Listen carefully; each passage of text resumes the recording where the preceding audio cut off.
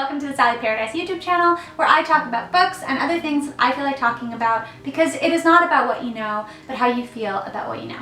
Okay, so today we're just going to dive right in. As you can probably tell from the title of this video, I'm going to be talking about Jack Kerouac. I'm going to start off with some fun, cool facts about him as a writer and maybe as a person, but one can never really know because I did not know Jack Kerouac personally, and he is unfortunately deceased. Before we jump into this video, I would just like to preface everything with saying that I am not an expert in any way on the beatnik generation. I am truly just an admirer and kind of student, I guess, where I love reading the beatnik generation, their writers, their poets, and I try to take in as much as I can from that generation. So if there's something in this video that you don't think is true or it's actually a wrong fact, please let me know. I would love to learn more with you. The basics. Jack Kerouac was one of the founding father types from the beatnik generation. He was what I like to call one of the original four. I'll get into that in another video, but back to the beatnik generation. So the beatnik generation was a generation of not just writers, but of artists, musicians, free thinkers, just rebellious spirits in general who were unhappy about society at that time and were trying to take a rebellious stance through art and culture and literature. And I want to reference a line from Allen Ginsberg, which I think really sums up the beatnik generation very nicely. Allen Ginsberg was also another one of the original four. There's a generation of people who thought that beatnik meant angry at the world, rather than weeping at the world. I think this perfectly encapsulates the beatnik generation because it's true. They weren't this violent generation of people who were going around like breaking into homes and vandalizing stuff. They were people who were just really unhappy with society and wanted to make an impact and change in the right direction, and they were definitely met with a lot of ridicule for that at the time. Enough about the beatnik generation, and back to Jack Kerouac. There are some fun little facts that he has stated himself in his author's introduction in Lonesome Traveler. I'm reading from the book because I don't know absolutely everything by heart. I'm not a crazy person. He was born on March 12, 1922. He actually died in October, which is very interesting because he had this obsession with October that Allen Ginsberg believed came from his love of Thomas Wolfe writing, but it's very interesting that he died in October because he referenced October and October moons a lot in his writing. Speaking on his passing, there is a rumor that Bob Dylan visits his grave twice a year in Lowell, Massachusetts to have dinner with him, which I think is just like so cool. And the next thing is that he attended Columbia University, which I did know. That's very important that he attended Columbia University in New York City because that's where the beatnik generation big boom kind of happened. It happened at this occurrence, and I'll save that information for another video. But it's a very important part of who Jack Kerouac was as a person because, as we know, New York City is very much a melting pot of cultures. In that time, even though Columbia University was definitely an amazing school, New York City was not what it was today. It definitely had a lot of crime. It had a lot of different kind of strange characters in it, but Jack Kerouac bloomed out of that, and his writing really had this appreciation from those dark, strange corners in life. Another thing here that I think is really interesting that he writes, and I also did know this, maybe I am a little bit of a crazy person, he decided to become a writer at the age of 17, under the influence of Sebastian Sampas, a local young poet who later died on Anzio Beachhead. Let's see if there's anything else I'm forgetting. His style of writing. His style of writing is probably the most popular, important thing about Jack Kerouac is he had a specific style of writing called stream of consciousness, which means that you're basically writing down exactly what you're thinking, exactly what's happening.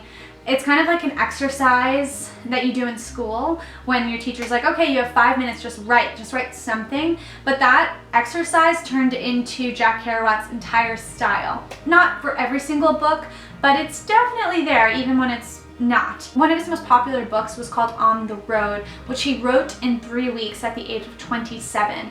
And it was him on the road going cross country in America. On the Road is honestly a really tough book to read, and I would not say it is his best, but I get why it's on a lot of reading lists because it's, you know, a recount of American culture kind of at that time, or counterculture rather.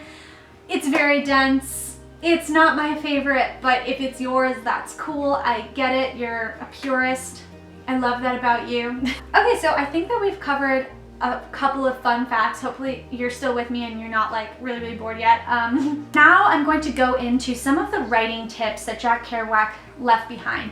Or maybe they weren't writing tips, but they were rather just what he did as a writer. Okay, so number 1, scribbled secret notebooks and wild typewritten pages for your own joy. This is pretty self-explanatory. He's basically just saying make sure that if you are a writer, you write because you want to write and you write for the right reasons rather than thinking about the outcome and the financial gain of everything. So it's still very valid today. Number 4 on the list, be in love with your life. So Jack Kerouac was notorious for writing down every little detail, which is what made a lot of his books very dense and kind of hard to get through sometimes. But something happens when you read his books. Because you're paying attention to the details in his life with such a careful eye, it starts to happen to you. You start to look at your life with that careful detail and looking at the small beauties and occurrences happening around you, like your cup of coffee, which I love. I love coffee so much. Okay, number 7 on the list, blow as deep as you want to blow. This is obviously a very layered metaphor, but what he's saying is that you can write about whatever the heck you want to write about. It's your writing, it's your brain, it's your freedom. Who cares if someone else is going to like it? If you want to write about the color of the green grass for 70 pages, go ahead, because that's what you can do as a writer. You have that right. Number 19, accept loss forever. I'm still personally trying to decipher this one. There's a lot of meanings to it, but to me, what this means is that loss is a part of life. Losing is a part of life. And you have to keep going and you have to keep writing about it. And you have to just be like, whatever. Maybe I'm sad. I'm still gonna live my life. That's what it means to me. That's what I take away from it. Number 26. Book movie is the movie in words, the visual American form. Ginsberg goes on to say, Kerouac saw his fictions, his novels as films, scenes that flash onto the camera eye of the recording angel, Kerouac. Kerouac often said that he saw these little films in his head and he was just writing everything down. So these are just some of the ones that jumped out to me that I really liked, but you can read all of the tips and notes. I believe they're just like somewhere online for free, but I actually got this list from this book called The Best Minds of My Generation by Allen Ginsberg. And it has this whole chapter, which is chapter 49, and it's Kerouac's Belief and Technique for Modern Prose. I don't know if you can see this. Not that it really matters because you can't read from over here. There aren't that many. There are 30, but I only probably took out about 5. Okay, so now that we've kind of touched a little bit on his writing technique and styles and how he believed one should write, now I'm going to get into some excerpts. Let's get into it. I want to start off with a passage that I like to reference as the Lilac Evening passage. I'm starting with this because I think it's really important and relevant to the times, and also very relevant again to who he was as a writer. I'm just going to read the first sentence because I don't want to bore anyone. It says, "At lilac evening, I walked with every muscle aching among the lights of 27th and Welton in the Denver colored section, wishing I was a black person, feeling that the best the white world had offered was not enough ecstasy for me, not enough life, joy, kicks, darkness, music, not enough night." He is basically saying, in the 50s and the 60s, he wishes he was a black person. That's basically unheard of for that time. But the thing is that he's rejecting who he is supposed to think and how he is supposed to think as a white man in America. He is giving credit to the fact that the black generation at this time, be it extremely suppressed and not given the basic human rights that all humans should be offered, he saw that even through all of that sadness, they had so much music and soul and a sense of community and love within that community. And he was giving credit to them, and he was amazed by it. He wrote about it. He was influenced by it. It's very well known that Jack Kerouac was extremely influenced by the jazz community at this time and this whole style of like rhythmic beatnik writing. This is one of the first times you really see Jack Kerouac talk about it. But for me, what I take from this is he is saying, I don't care. I don't care that the world doesn't see them as good, because I do. I see them as freaking awesome. That's what he's saying in this passage to me. And I think, again, it's very valid to today's civil rights issues and protests and everything that's going on in the world right now. Okay, the next thing that I want to talk about, it's a very brief sentence, but I feel that Jack Kerouac really hit home on those like one-liners. The line is, "I may have loved you, I may love you now, but it's too late."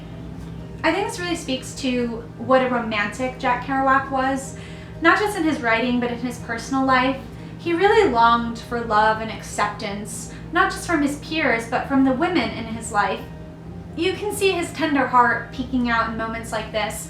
There are a lot of beliefs that Jack Kerouac, because the beatnik generation was associated with being misogynistic, that he was misogynistic. I have a feeling that speaks more to the times in general than it does about who Jack Kerouac was as a person.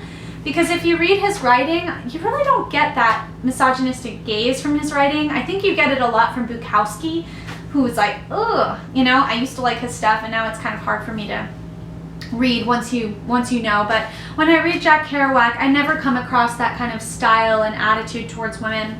And again, Jack Kerouac was a rebellious spirit. He didn't like the way the world was. He didn't like how people were treated around him. And he didn't like how the world treated him just because of what he looked like and who he was supposed to be. Going on, I don't have the book with me, but there is this one line, it's very short, and it's from "And So the Hippos Boiled in Their Tanks," which was written by Jack Kerouac and William S. Burroughs. I always recommend this book to people if they want to jump into the beatnik generation, to start there. That's personally actually where I started. Very weird that I read that book before I read On the Road or something like that. But in this book, he has a line that says, "And maybe we were too drunk to drown." Very lyrical, very liquidy, kind of flowy. But what I also like is that was them in their college years. And I think at this time they were filled up with so much passion and knowledge and hunger and thirst for life, and honestly drank a lot. They drank a lot. I think this line to them is saying, we're too filled up with all the good stuff to be brought down by the bad stuff. We're too filled up to be ripped below that surface and into what they want us to be. We're just gonna float on by. We didn't do it on purpose, but that's what happened. So cool. Okay, next excerpt. Let's see what else we have. This is so fun. I think this is so fun. I don't know if this is fun. I'm probably gonna come off like such a nerd, but I don't care. Oh, duh. Okay, Lonesome Traveler by Jack Kerouac. This is my one of my favorite books by Jack Kerouac, and I actually take it with me when I'm traveling because I'm unhip, as Jack Kerouac would say. Lights of Christmas won't save you or anybody. Anymore, you could put Christmas lights on a dead bush in August at night and make it look like something. What is this Christmas you profess in this void, in this nebulous cloud? So he's a cynic, and he is denouncing everything about Christmas and what it stands for and commercialism. He's looking at this bush and he is connecting it to all that is wrong in the world. And I love that. I love that he does that. I love that he's filled with hatred over this bush because he is blowing as deep as he wants to blow on this symbol, because everything's a symbol in life, you know? Nothing is what it appears to be, and you can really see that in a lot of his writing. Again, just so cool. I think that's everything that I have now for this video. I could probably go on and on and on about the beatnik generation and Jack Kerouac specifically because he is my favorite writer from the beatnik generation, which might be a little bit cliche. I mean, I like other people from the generation, but I just can't deny that I think he was such a wonderful figurehead for it. And I just want to end this video by saying one of the reasons why I think he was such an amazing figurehead is because he didn't think he was the beat. He didn't think he was the best beat. He didn't even really like being called that. He kind of had this disdain for being branded or put into any box. And I think that's really important about him, is that he didn't want the acclaim. He literally just wanted to live his life, write his books, and make sense of the world around him. He had his own demons, his own struggles in life that he was trying to get through and make sense of through his writing. And that's what makes him, I think, one of the greatest writers that has ever lived, personally. Personally, all opinions, all opinions. Also, I know I said I would leave everything off there, but one more thing to end things off, and that is that Jack Kerouac was a man who gave credit and honored his influences. I think it's really important that Jack Kerouac did this because writing is a way of telling history. When you write something down, it becomes history, and he wrote it the right way. I want to leave it there off officially now because I think the world would be a better place if people told the truth about what history actually happened. In America specifically, because I live in America, so obviously I'm referencing that. But honestly, same deal for the rest of the world too. Okay, so that is it for this crazy rambling video. If you have made it through the end, thank you so much for watching. I will put down in the description below all the different books that I referenced in this video.